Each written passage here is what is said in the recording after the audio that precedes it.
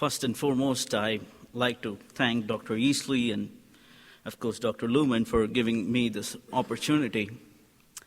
I remember the first time I ever shared my testimony was with my wife. I think it was more a confession than a testimony. And don't ask me how long it took, because it took more than a day. But definitely not the testimony that our New York governor recently gave to his wife. No, not something like that. My life has always been with challenges and, of course, with choices. In India, especially when you live among just 3% of Christians, and where you come across at least 100 people a second who do not know about Christ, it is very difficult for you to choose what you are to choose. When I was in my college, the more years I was almost an atheist. I had so many failures coming at me. I never wanted to trust God because I never thought there was God. Because so many failures I had in my life. But one day, God spoke to me through the Psalms 77. The psalmist had similar questions in which I had. Will Lord reject me forever? Has his love for me has vanished? Will he not show favor on me? But I found it interesting to learn that the psalmist chose to remember God's deeds, to remember what all God did in his life. And that verse touched me that day. And after I graduated, I never wanted to listen to God's call. I said, "No, Lord, I want to work. I will give tithe. I will support missionaries. I will support missions, but not ministry, Lord. That's not the place where I should be." Because I always thought I was an idiot in front of Mike, when speaking in front of Mike. I never ministered. My father is a mighty evangelist, but I never wanted to be like him because I know what all the hardship he goes through. So I wanted a smooth life out of my college. So I graduated. I went on to work for a computer company and got a good job, got good salary. And one fine day, supposedly a D-Day for me, and I still remember I was so much into that confusion of what to choose. I was called in by my manager in the office, and I was given a post, a promotion, with a huge, huge salary, which I never, ever dreamt of in my whole life. If I had that salary, I would have bought a house in 2 years without any loan. I would have got all the luxury I wanted. And that day, the man gave me the letter and told, "You have been selected to this post, and you have 1 day to accept the post, the promotion." So I went back after the office hours, and I called my wife. I was thanking her. I was praising God because this was the promotion I always wanted to get in my life. And after all those failures in my life, one sweet success is on my way. As I was thanking God, something came into my heart. "Son, I always wanted you to be a minister of me But here you are, thanking for your sweet success, which you wanted to go into this world and not choose me. My heart was filled with burden. I didn't know, I was confused. My father was not here, so I was not at home, so I was not able to speak with him, and I was totally led into confusion. My wife was in the office at that time, so all the way through I was praying. Didn't know what to do, because it's just one evening I have. The next morning I go into office, I go as a manager, not as the same person I was. So I was totally confused. Just one evening to choose between world and ministry. To choose between riches and, I don't know, no future. Because if I choose to become a minister of God, I didn't know what to do, where to go from. I mean, what ministry God has me. So I was totally confused. But thank God, of course, I never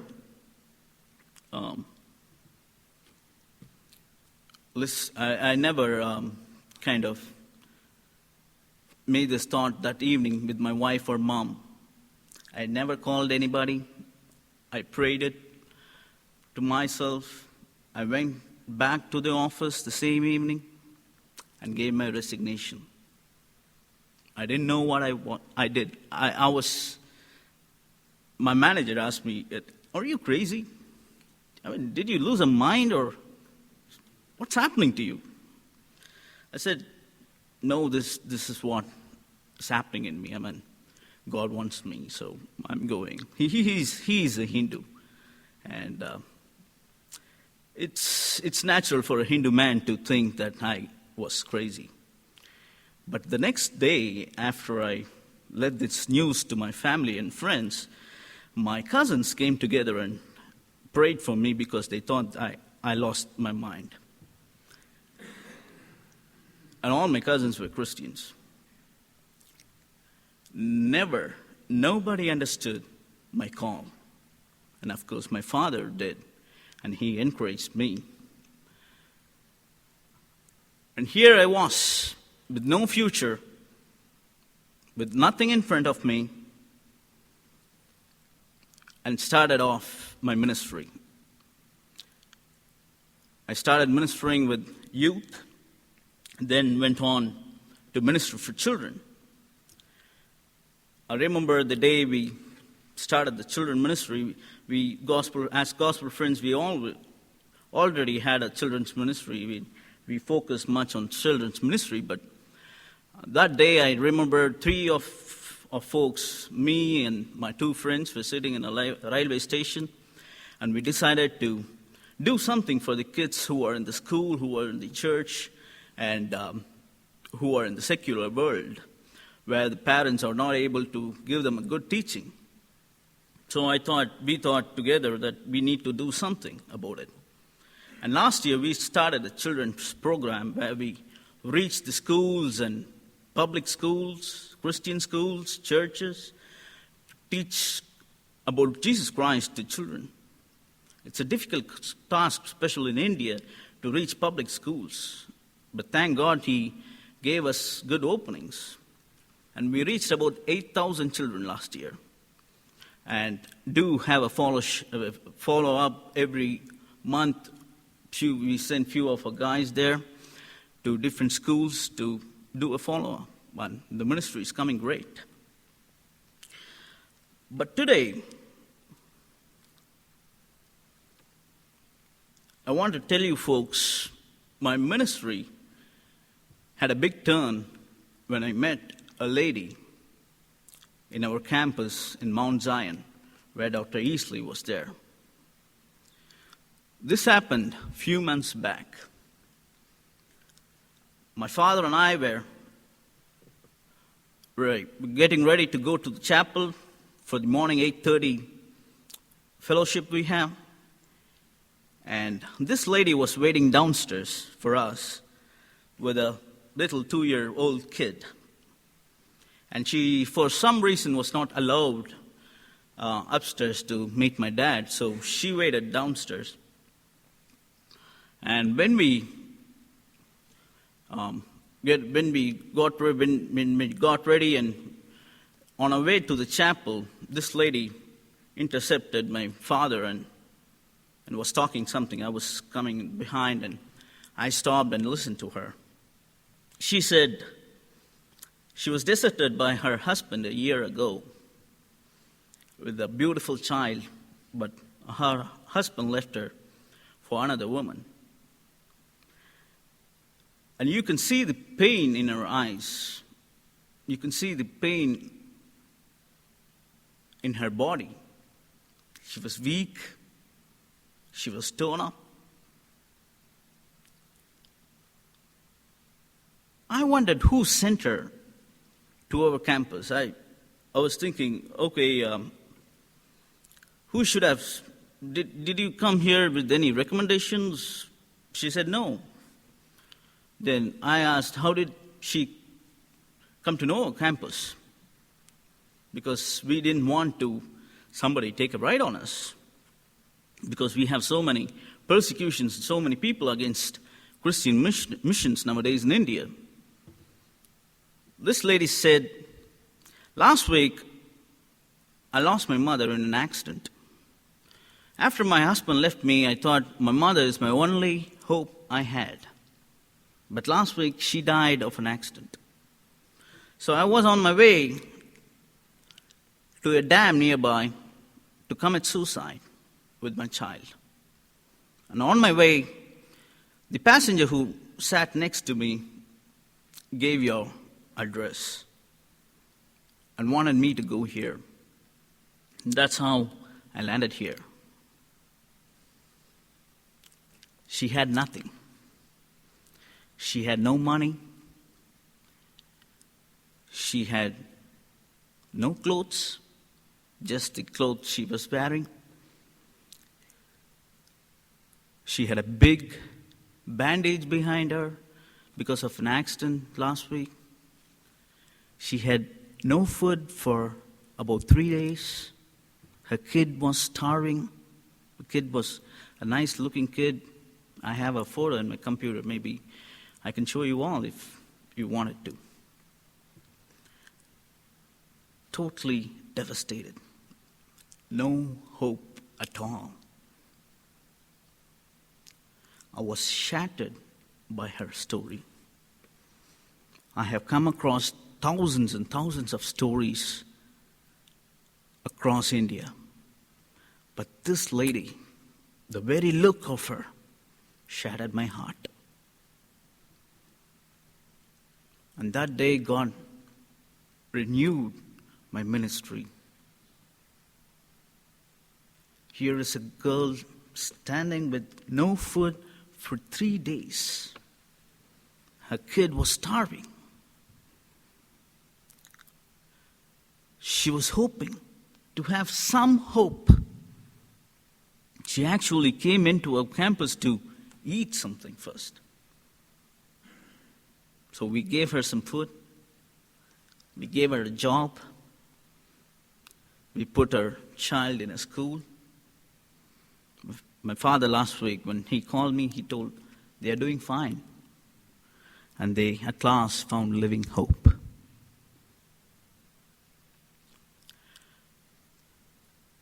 My brethren, today I want to put this burden in your heart.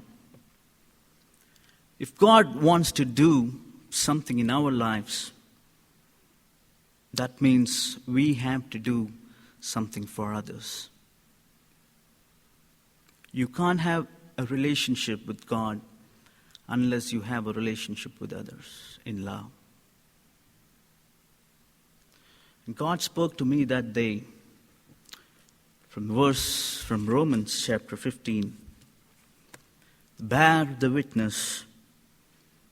In verse 5 we read, be of the same mind and accept one another.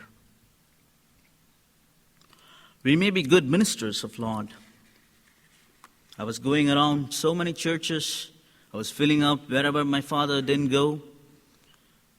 I preached I reached so many children, I reached so many youth. But at last, I found it is so much joy to reach someone in need, to give them a hope they always wanted to have, the living hope. As seminarians, I challenge you this day. You may be pastors, you may be professors, you may become big preachers one day. But our ministry to God is true only when we reach somebody with love and care. There are about 1.3 billion people in India who are yet to know who Christ is, who are yet to receive the real true Savior in their lives. Just in India, 1.3 billion people.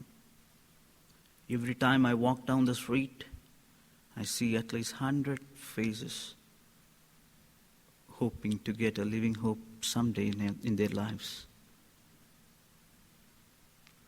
The opportunity is wide open.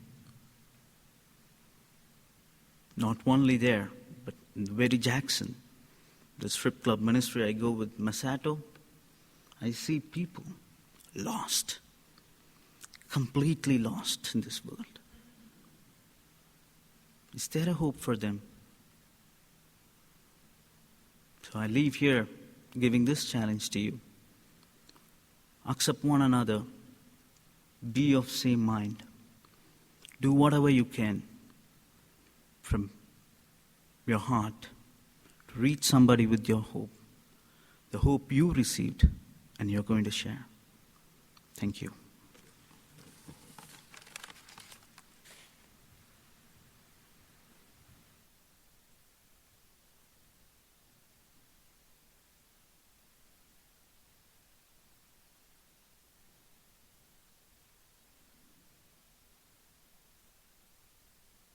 Good morning. I last spoke to chapel in October, and I guess this is a good time for an update.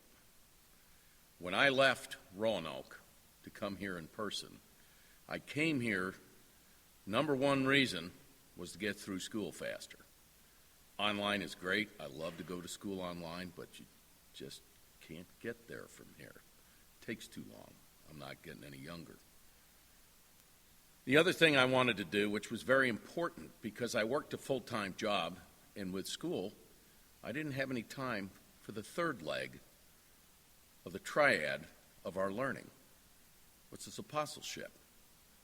I really didn't have time for any sort of ministry. I was involved in a couple things in the local church, but they weren't really involving.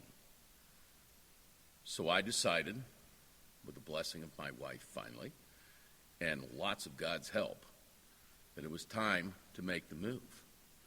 And we moved here in October. I had one more online class, and then it was school full time.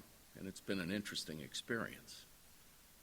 My first concern was where I was going to go to church, because I know you have to be plugged in spiritually.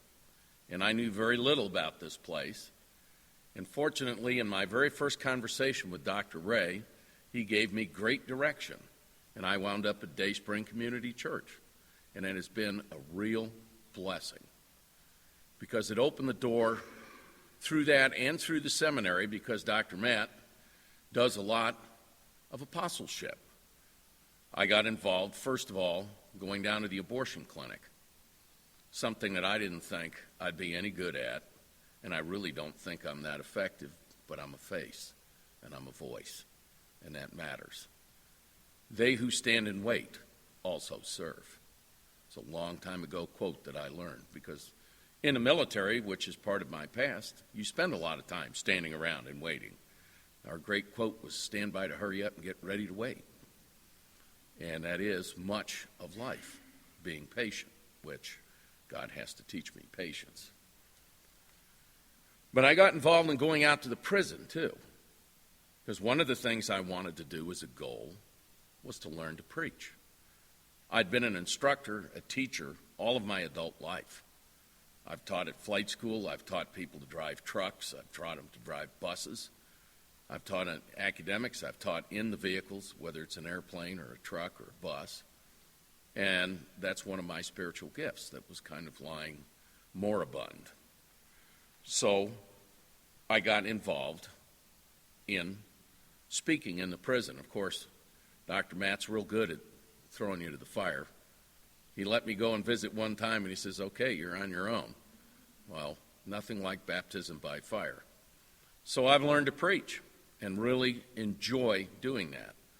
But I also got involved in teaching out there, which has been a great boost because I spend a great deal of time out there at Hinds County every week, and I've come to know quite a few of those fellows by name and by face, and I can talk to them, and I get to see the changes in them.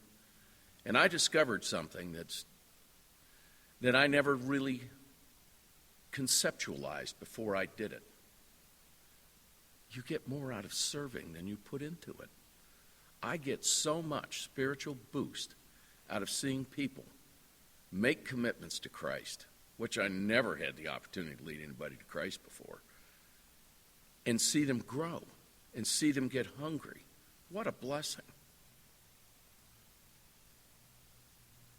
And it's more than I could have ever asked. And now I can be part of the solution.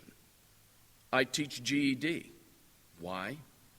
Because these men, many of them have no high school diploma. They're automatically almost unemployable. They can't support themselves, so what do? Sell things on the corner. They get picked up, they wind up there. Well, it's one thing to tell them to get their life together. It's quite another to help them.